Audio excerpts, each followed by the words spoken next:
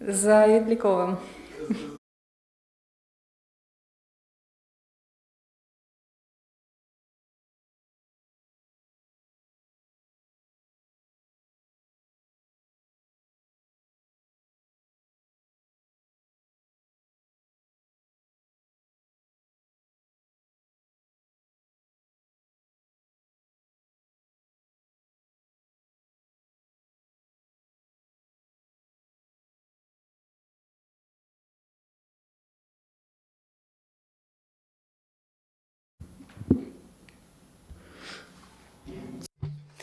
It's June 7, Ukraine Media Center Ukroboronprom continues its operation. My name is Vasyl Samakvalov and we're starting our next briefing.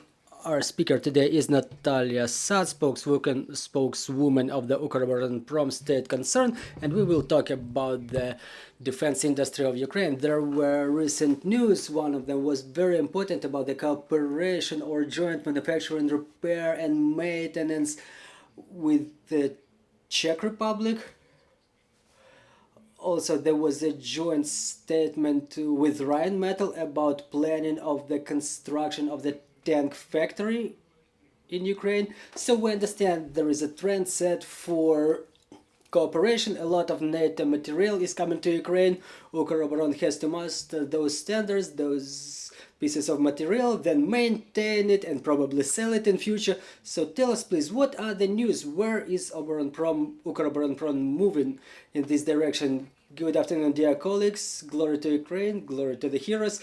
Well, it was long ago, maybe, when I visited this place last time, but we were keeping this pause for a reason, because defense industry loves silence. Just like Russia continues to tear the facilities of Ukrainian defense sector and our manufacturing capacities that we disseminated all across Ukraine, in the same way we continue working. So the fact that you're not hearing any information about the destruction or damage of this or those of our locations doesn't mean that such damage does not exist. So just in the way that the critical infrastructure suffers, the defense sector suffers too, but it doesn't stop us from repelling the enemy. For the time being,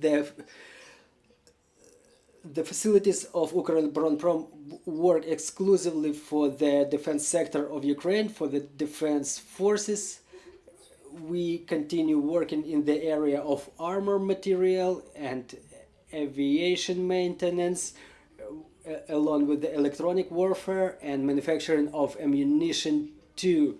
I want to emphasize that security and health of our employees is the highest value for us, so we try to keep silence in the information field and at the same time to preserve the lives and health of our employees. So regarding your question, yesterday we made a joint statement with our Czech colleagues, Czechia, one of the key manufacturers of weapons in Czech Republic. So we're talking about the joint maintenance and repair and recovery of T-64 tanks that are commissioned in the ranks of the Ukrainian armed forces. So what was this statement? What is this cooperation about?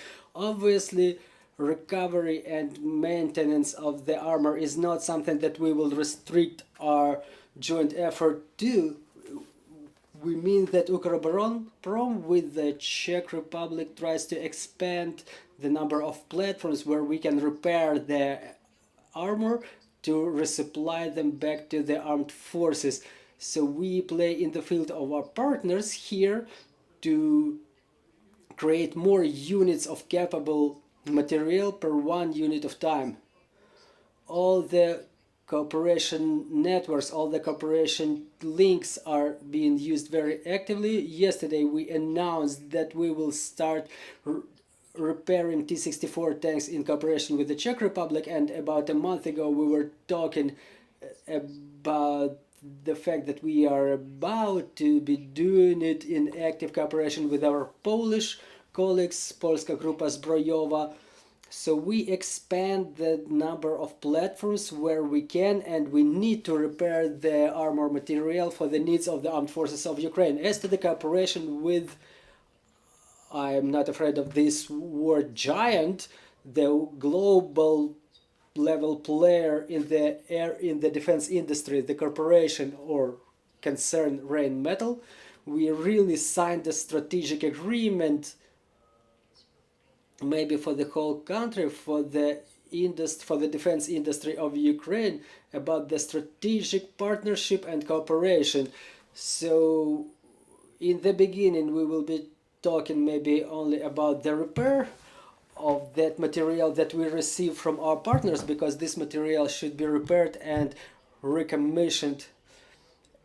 The battles are very active, the material goes out of order, and it should be recommissioned within shorter periods. Then we're talking about the joint manufacturing of the new for Ukrainian armed forces types of ammunition and weapons, which are not yet commissioned by the Ukrainian armed forces, but which are about to be commissioned, and the development of the specimens, of the future specimens of vehicles and other material. That's a gradual cooperation. We move gradually in this direction. I cannot either debunk or confirm what will be the specific types of material that we will be manufacturing in cooperation in our joint facility, but I can start with the material that is already commissioned by the armed forces of Ukraine. And for the time being, there is the legal procedure underway for creation of the joint company with our partner, with our ally, and Ukroboronprom is not going to stop at that. There is a number of agreements to set foundation for creation of new businesses, new companies, which is another confirmation of growth of Ukrainian defense potential. Well, Ukroboronprom always was one of the biggest employers in Ukraine, and there were concerns that due to the missile strikes, the defense industry would be eliminated, but we see that the material is being repaired, new specimens of ammunition are being manufactured. So what is the condition of the sector in total? Well, since the beginning of the full-scale invasion, the platforms for repair and maintenance of the material keep operating, and we employed about 9,500 people. And in a couple of days we will cross the indicator of 10,000 all across our manufacturing facilities, which says that there is a need for people who would be able to recommission the material, who will work to create the new specimens of material and ammunition. Such need is very high. There are more than 2,000 actual vacancies in Ukroboronprom at this very day. So those who are looking for employment at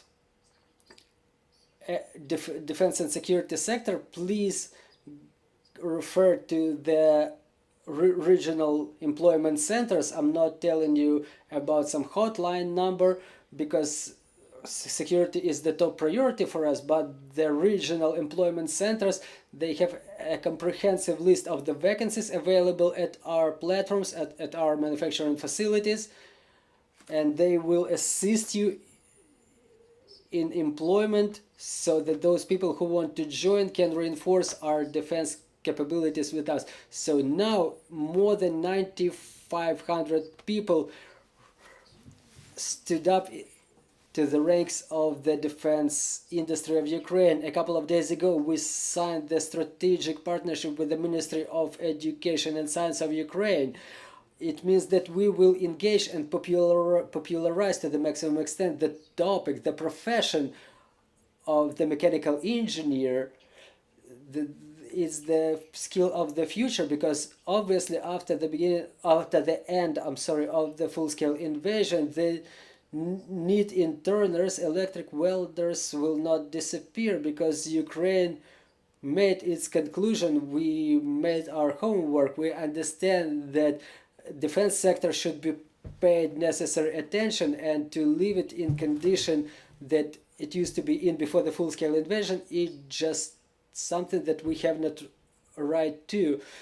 So there will be a great need for such specialists after the end of the full-scale invasion. And here we're talking about the partnership with our foreign colleagues, our foreign allies. So we try to popularize during the admittance campaign to the professional technical institutions for the youth to pick that way in their life, because those skills are the skills of the future. They will be in demand for sure. For the time being, 1 in 3, according to our calculations, employees or those who had practice in our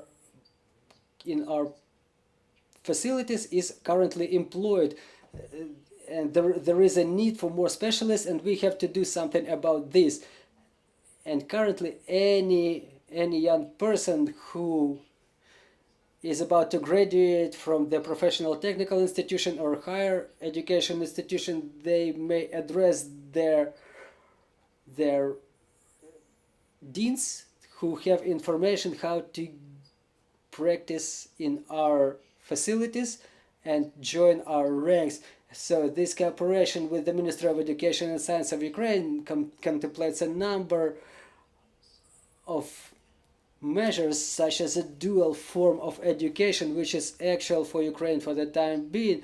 It's something innovative, and on top of that, development of the new training courses is going on, which take the needs of our facilities as a fundamental. So in this way, the professional technical education should provide us with new worthy specialists. So 9,500 in recently, but what is the overall number of people working with you? The overall number is about 70,000, and without excessive modesty, I can tell you that Ukroboronprom is currently #1 government employer according to the rating of one of the leading Ukrainian editorials. So one more question from me, and we'll proceed to the questions from the floor. UAVs. So we've mastered the reconnaissance segment. A big challenge for us was the development of a loitering drone, and another challenge is the manufacturing of kamikaze drones. So we had a number of interesting attacks. There was an attack on Moscow, so no one can sort it out. What were those UAVs? What type was used? So my question is quite simple. Was it a Ukrainian UAV or not? So can you please specify the attack on Moscow, when there was a number of UAVs which were circling the Red Square, loitering above the Red Square? It was a massive strike when all those elite districts were attacked that have broken up to those strikes. Well, the UAV is a sensitive topic for Ukroboronprom. I would like to say a lot, and I have to say a lot, but what I can say, all of Ukraine was able to see those explosions, and this is something that I restrict myself with probably. Well, it's pretty clear. The questions, please. Good afternoon, Valentin Lishuk, Ukroinform. Recently, Ukroboronprom, in cooperation with Czech Republic, agreed on the creation of the defense cluster. Can you please tell us more about the results of this cooperation, and is this process evolving? Thank you very much for your question. That's true. In the end of the autumn last year, Ukroboronprom, in coordination with the Agency for International Cooperation of Czech Republic, AMOS, we created the Joint Defense Cluster, and for us, a big headline is an agreement behind which there are certain projects, and these projects we can observe their implementation right now. For example, our yesterday's statement about the T-64 joint repair and recovery is one of those projects within the framework of the creation of the joint defense cluster with the Czech Republic. Another two powerful agreements that we are about to sign either this week or early next week will contemplate the work in the area of small arms, and it's not yet an exhaustive list. because the top of this cooperation will be the operation of R&D centers, because we believe that the Ukrainians did demonstrate their ability to create very efficient weapons, the weapons of future, the weapons of victory, and we're convinced that these weapons should be manufactured in cooperation with our allies, those who supported us in our fight for independence and freedom of Ukrainian people. So this is why it's one of our key tasks to approach, to come close, not only to recovery of the material, but to work on the new specimens of material and weapons in cooperation with the partners. Another question: corporatization of Ukroboronprom. Is this project developing? How many facilities are already corporatized? 27 are already through this process. For 21 more, we await for the acts of state registration. The concern is being transformed into a joint stock company. This phase is underway for the time being. And finally, I would like to say that the international partners, how do they react to the fact that the concern did not stop its operation during the war? It confirms the position of Ukraine as an agreeable partner, as the negotiable partner, which demonstrates the transformation of the whole industry complex. They are happy that we have not stopped, that we continue this work. And the first agreement with Rheinmetall, with such a big concern, it's a marker of their understanding of the fact of the direction where Ukraine is moving. Ukraine as a partner, as cooperable partner, cooperative, so we're moving along this track. We continue first and second phase of transformation. First stage is the transformation of the enterprises into joint stock or limited liability companies, and the next step is transformation of the concern into a joint stock company, and then we will be talking about the creation of R&D facilities, so the transformation is underway. If there are no more questions on the floor, last question is from me, the shells. It's a very pressing issue. There were statements that we mastered the manufacturing of certain calibers. So what are the advances in this area? What were the calibers that were covered already? Where do we cover where do we shut down the manufacturing of Russian calibers and switch to NATO standards?